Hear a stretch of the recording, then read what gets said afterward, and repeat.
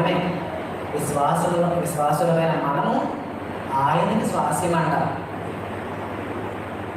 ఎంతటి గొప్ప ప్రేమ అండి ఆయన, ఎంతటి విలువిచ్చాడు ఆయన మనకి. నువ్వు స్వాస్యం అంట.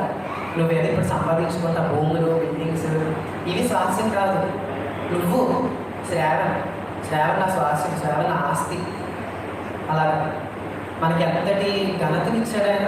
నువ్వు ఒక స్వాస్యం, అంతటి శక్తిగా వానికి నువ్వు ఒక స్వాస్యంగా ఉన్నావంటే అది నీకు ఎంత ఘనతో మనం ఆలోచించుకోవాలి. ఇంకే దేవుడైనా సరే అలా పిలిచారంటే చాలా వింటూ ఉంటారు కదా, మైథలాజికల్ పిలిచారు, నువ్వు నాకు కావాలి, నువ్వు నా స్వాస్యం, ఇలాంటివి నాకు తెలిసినంత వరకు మిగతా మైథలాజికల్ బుక్స్ అయితే కూడా డిస్కస్ చేసుకుంటాం. మన అటువంటి ఘనత మనం కలిగి ఉండాలి. ఆయన ఆల్రెడీ మన ఒక ప్రేమలో జ్ఞానం, మహిమ నింపి ఉన్నారు. అది మనం ఖచ్చితంగా గ్రహించాలి.